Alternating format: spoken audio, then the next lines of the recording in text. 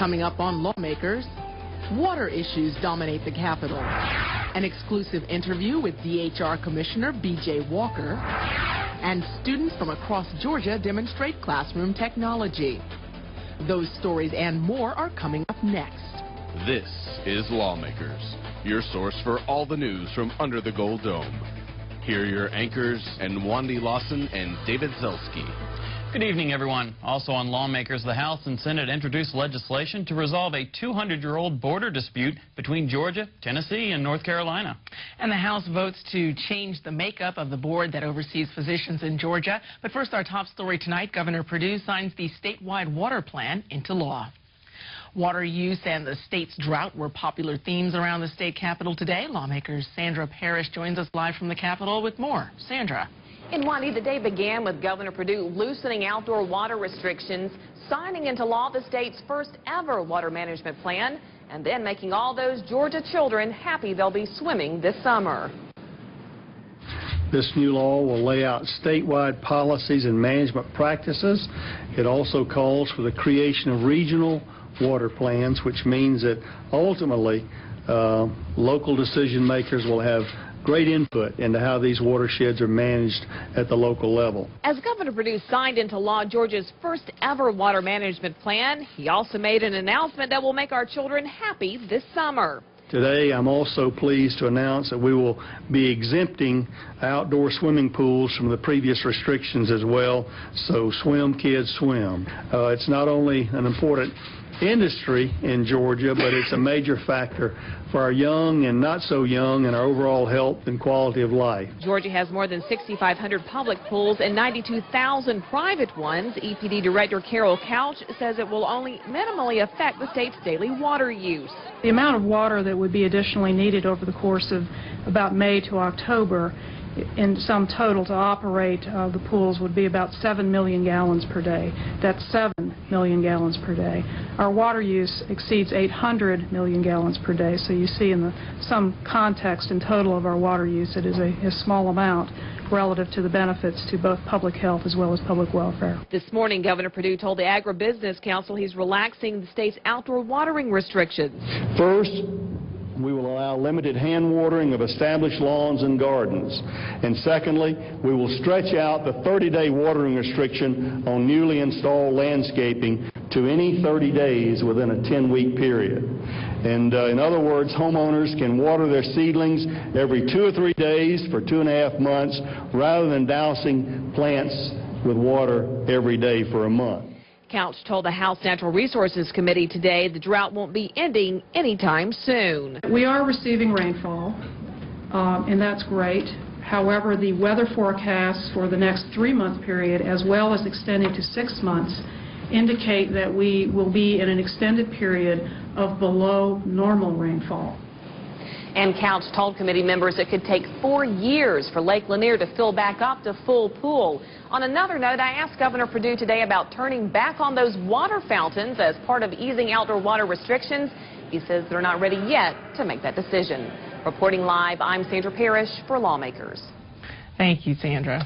And the debate over the state's water use continued in the Senate Natural Resources and Environment Committee this afternoon.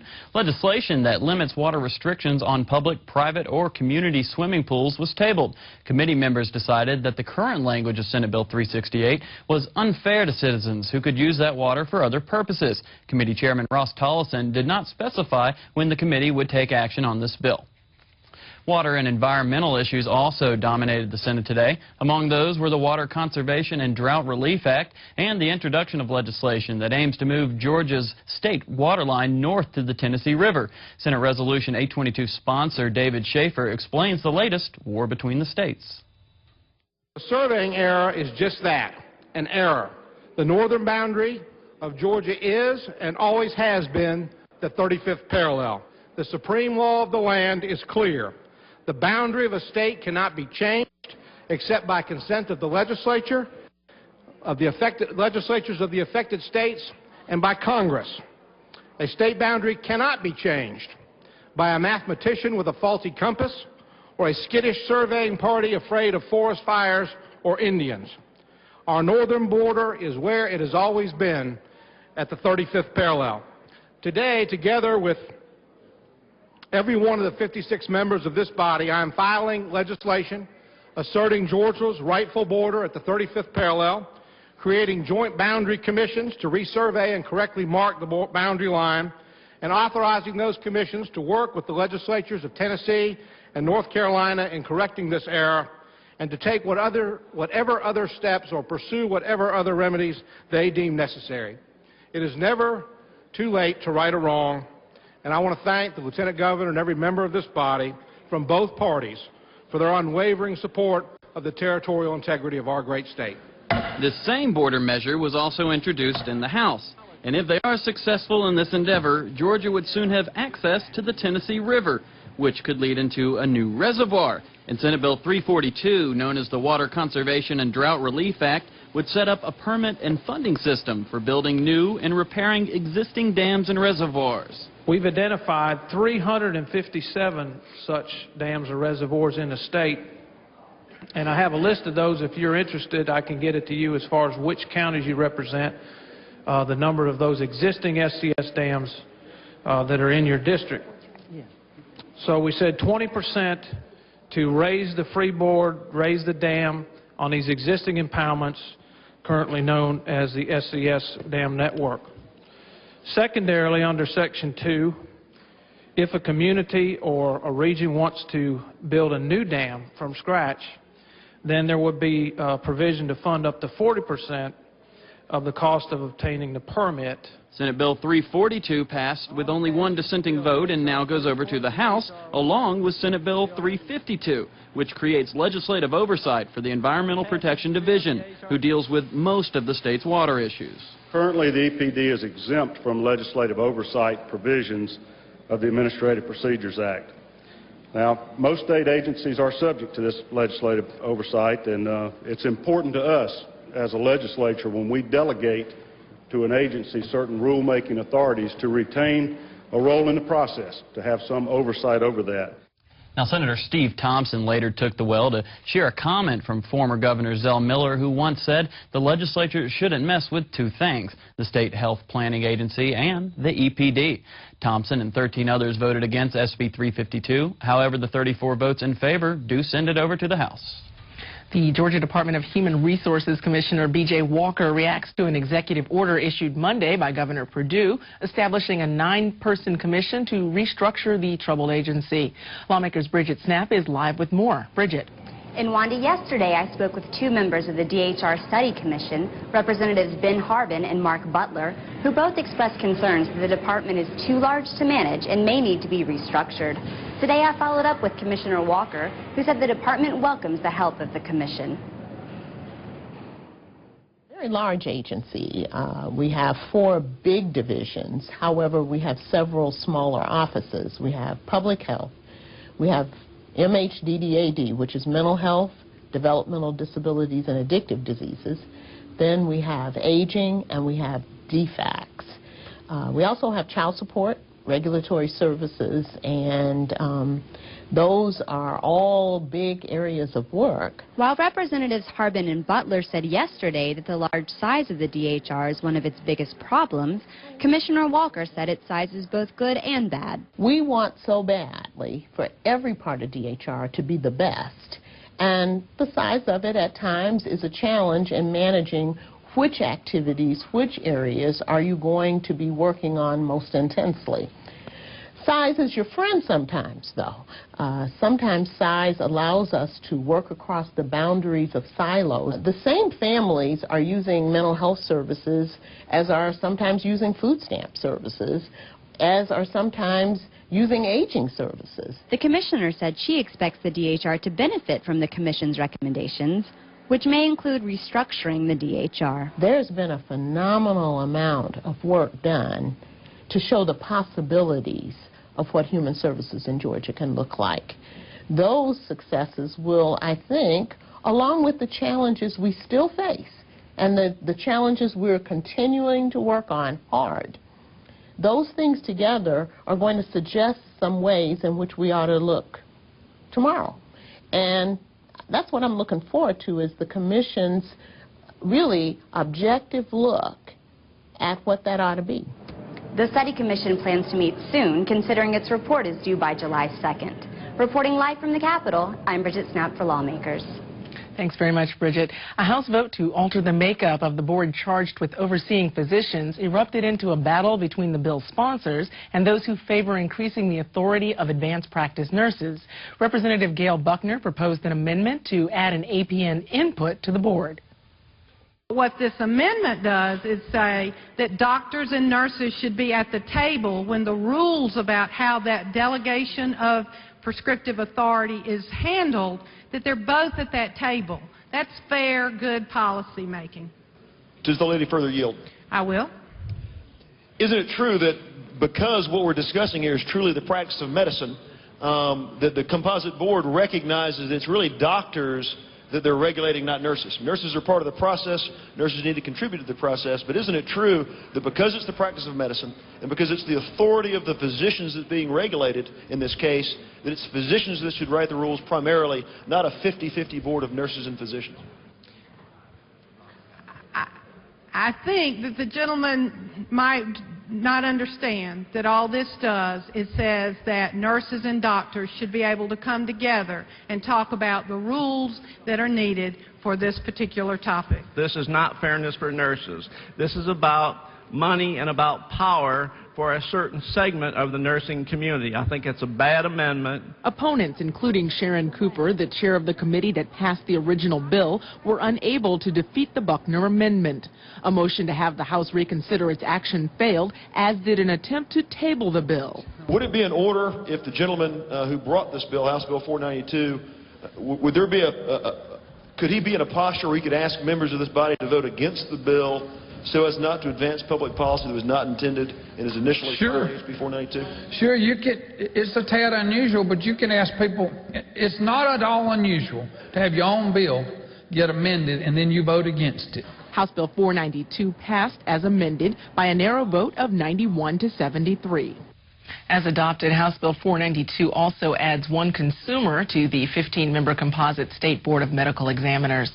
The second matter to come before the House didn't draw any fire. Representative Barry Loudermilk explained that a twist of fate had removed the commemoration of Oglethorpe's founding of Georgia from the state codes. Many of you have heard of Georgia Day in the past. It has never been officially recognized. In the 1920s, this body passed a bill that would recognize February 12th in the public schools as Georgia Day, and it was only recognized in the schools that students would study Georgia history and the founding of this great state. But when the code was recompiled in the 1980s, that section was left out without any explanation. The law was never repealed, and that section ceased to exist. There was no opposition to putting the Georgia Day back into the code. House Bill 387 now moves to the Senate. Secretary of State Karen Handel says Georgians voted in historic numbers in yesterday's Super Tuesday primaries. Over 1.9 million Georgians cast their votes. That's more than 44% of active registered voters. Participation in this year's election surpassed the 1988 presidential primary, which had a 40% active voter turnout. And with 96% of Georgia's precincts reporting, 66% of the Democratic primary votes went to Barack Obama. Hillary Clinton garnered 31%. And in the Republican primary, Mike Huckabee is leading with 34%. John McCain is a close second with 32%. And Mitt Romney comes in third with 30%. Now, those results are incomplete and unofficial until certified by Election County Superintendents and Secretary of State Karen Handel. That certification is expected to take place next week. Homeowners could benefit from a property tax rollback with the passage of House Bill 1057. This according to House Democratic leaders who released information today about the refunds available to local systems under the plan that would make available to city and county schools a portion of a $300 million education fund in exchange for property tax reductions. I think it's very exciting to look at this chart and see that the city of Atlanta would get back almost $8 million in property taxes that our citizens have paid because the state has not been funding our responsibility toward education. Representative Wicks looks at the number for Cobb County and sees almost $17 million. Those are real numbers that make a real difference for the taxpayers of Georgia. No new tax, no shifting of taxes, merely giving to the folks who've paid the taxes the money back in a property tax rebate. Yesterday, House Minority Leader DuBose Porter told me that this legislation, along with the Democratic plan to fully fund the state's Quality Basic Education Act, could overcome recent cuts to education funding. This administration has cut $1.5 billion out of the funding formula that would go to local school systems. And they've had no other option but to raise property taxes. So the first proposal is this. In this year's 09 budget, he's proposing an additional $141 million. Our proposal is this. Reverse that and add $160 million out of the $1.6 billion in reserves. Have that roll back on a per-student basis. Use the FTE count. If you do that at $300 million this year, $300 million next year, you would get back to the funding ratio from the state to the local on an average of 60-40. See, we put a heavier burden on local systems by having this cut. What that would mean, and we'll release the figures tomorrow, is approximately a mill rollback in every school system this year and an additional one next year. Now, legislation that abolishes the Georgia Drivers Education Commission and transfers those funds to the State Board of Education passed the Senate today. Senate Bill 315 sponsor, Senator Preston Smith, says there's been a complete breakdown of this commission, which was created in 2005, and a change is needed. The way we funded this was, number one, by creating the commission that could accept private donations through businesses, and there have been some, and also to create a 5% surcharge on DUI and other traffic violations. We made it a temporary surcharge scheduled to sunset on July 1st of 2008, so that it would not be a permanent, long-term state-funded initiative. Unfortunately, although the fee has collected $21 million since it went into effect, the Commission, because they don't have the plans to implement a statewide program, has failed to even ask for or request in our budget the amount of money that has been available and collected by the fund. If you tell me driver's education is not effective, I'll tell you that you're one brick shy of the load. Because it is effective. It needs to be implemented, and the Senator found a way to do it. I would hope that whoever this commission is, and the Director of Driver Services, will listen to the Senator from the 52nd and the State Senate collectively and get serious about the opportunity for grants for school systems who want to provide driver's education. Again, Senate Bill 315 passed 52-0 and now goes over to the House. The House Judiciary Civil Committee heard testimony yesterday on House Bill 158 concerning paternal legitimation. Lawmakers Kyle Hood was there and has the story. House Bill 158 defines methods used to legitimize a child born out of wedlock. This is a voluntary program, and they come to us to try to get voluntary help to get visitation with their children. And oftentimes they are denied this privilege, and so it comes out because they have to go back to their legal rights. They don't have any legal rights and have to establish legitimation. We link up that paternity acknowledgement with the birth record itself. The law allows us to add the father to the birth record and also to change the father's name if both parties agree for a name change. On the other side of the issue, James Outman had this to say. There's a great misunderstanding being perpetrated here. The statement that a man who fathers a child has no rights unless he legitimates the child is wrong. The inheritance rights are established for an illegitimate child, or now, as we speak, a child born out of wedlock does not require legitimation. Child support can be invoked without legitimation. Visitation can be obtained without legitimation. The only thing in our statute that cannot be obtained is custody. The bill received a due pass by substitute recommendation from the House Judiciary Committee. Reporting for Lawmakers, I'm Kyle Hood.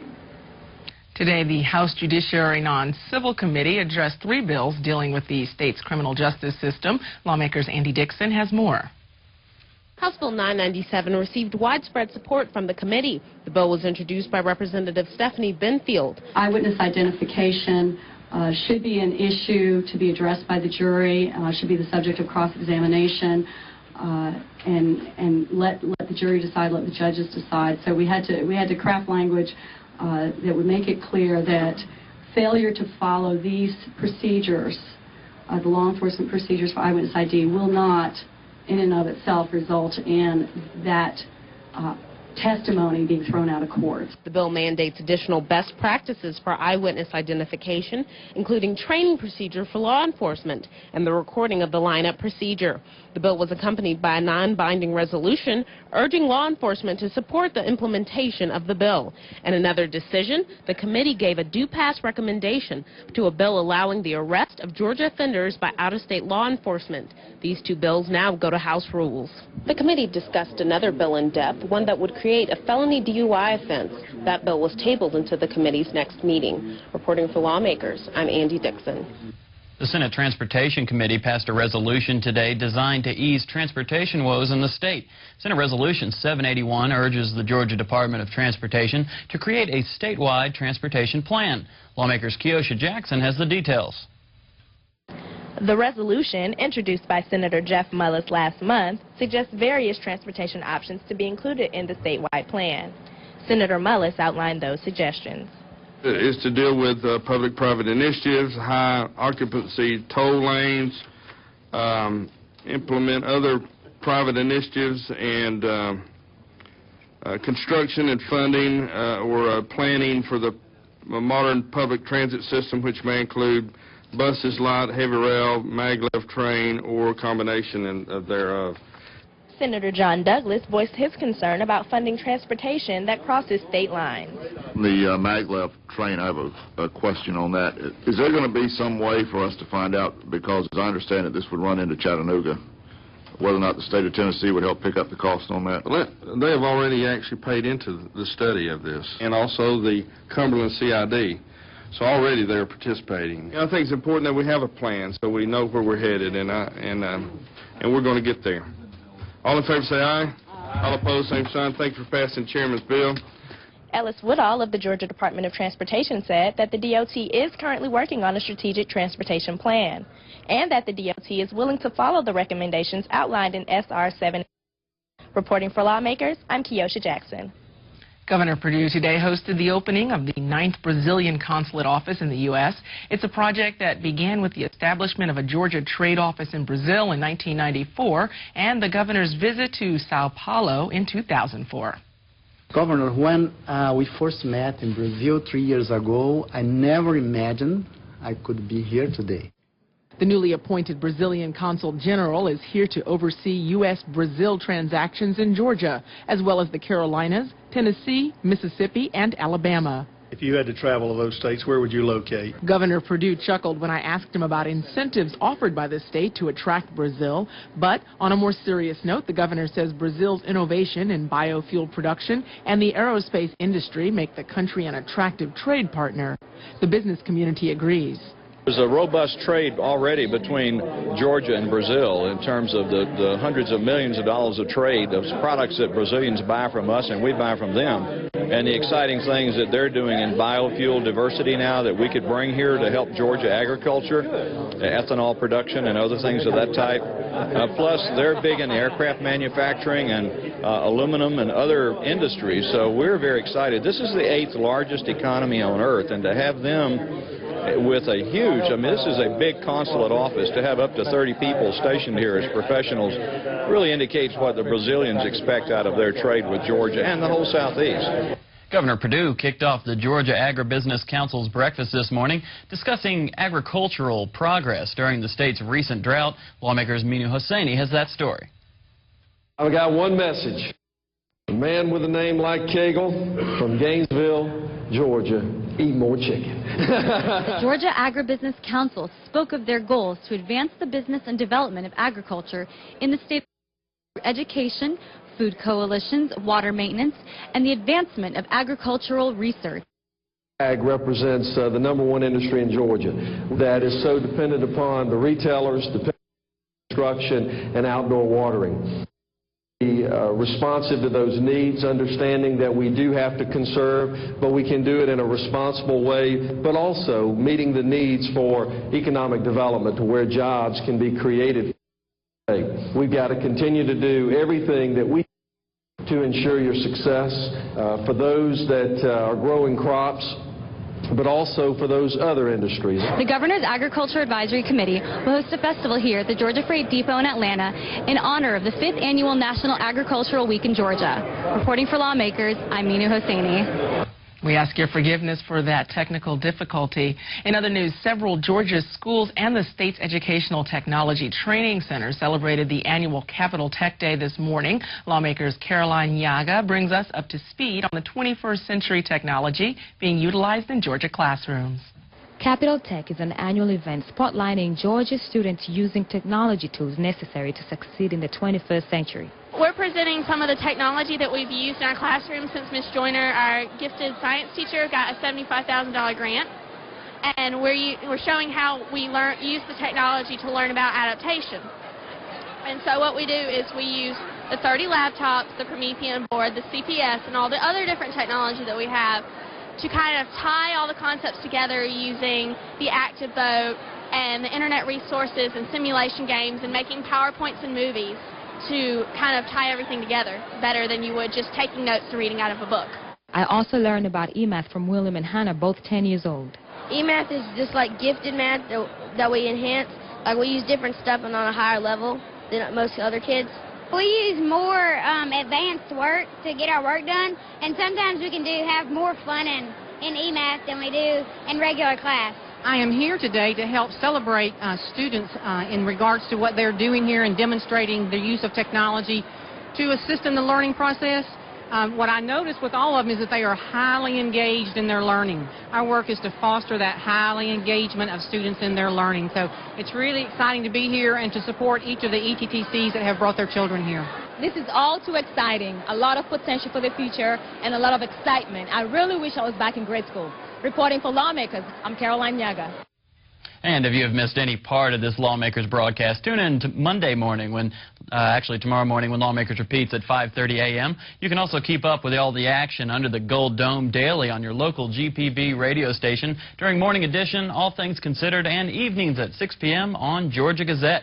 Now, stay tuned for Secrets of New York. That program is coming up next here on GPB. And that's our broadcast for this, the 12th legislative day of 2008. I'm Edwandi Lawson. And I'm David Zelski. Have a great evening.